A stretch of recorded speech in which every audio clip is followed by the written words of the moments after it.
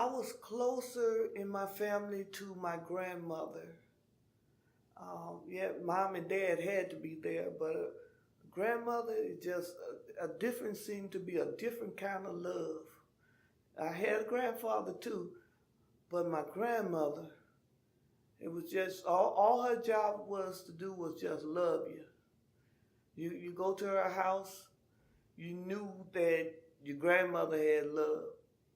And just thinking about it now, it's kind of hard to talk about because, she's like the heartbeat of the family.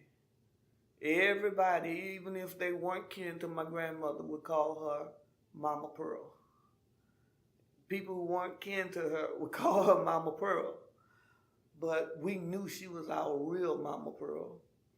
And she had wisdom. She would give you all the old sayings. She would tell you, if she would quote the Bible in a different way, but it meant the same thing as the scriptures once I got older and realized, such as she may say little things like, every dog has his day. In other words, if you do somebody wrong, one day somebody's going to do you wrong. So it's best not to do that because you will see it again. And never realizing what she's saying, the Bible said, you reap what you sow. You sow good fruit, you get good fruit. You sow bad fruit, you get bad fruit. So, but that was knowledge without the exact scripture. But you never find that out till you get older. So she was very, very, everyone would run to Mama Pearl. If they had a problem even with their own parents, they'd run to Mama Pearl. Even the neighborhood, she took in kids that parents had problems with their kids, and they would go and spend nights and days with Mama Pearl and she would encourage them now go back home and do right. And that's something we don't. It's kind of like it takes a village to raise a child. Well, she was part of the village, evidently, that had love that extended beyond her own family. And I used to love to listen to the stories she would tell me, such as, but she would tell us how she used to have to pick cotton as a little girl, go out in the field and pick cotton. And she didn't like that. I was told that she was actually a school teacher. I was told that she taught white kids and black kids. And it wasn't in a public school setting. I remember when someone wanted to do a revival.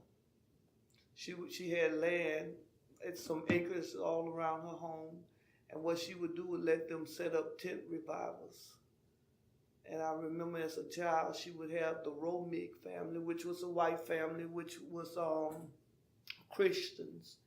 And they would come and set their tent up on her land. And people would come at church at night in the afternoon and have the greatest time. And it never was hate. It was always everybody came together, whoever wanted to come under that tent. And I was a young girl, 10, 11, even up into my teens. The Romigs would set up that tent and have service on her property. So she never said no to anybody, it looked like, and she got along with everybody. So she was a special, special lady, and she passed in, I think the year was, my dad passed in 84, and so it was some years after him. She passed, and she passed, I thought it was such a memorable thing because she died on my birthday. And I thought, and some people thought that would really be bad, but I thought that was the best gift God could have given me. I would not be able to sit here and say my grandmother died on my birthday. My grandmother had to die someday, as if the same thing, I'm going to die one day. But to die on my birthday, I thought was very special.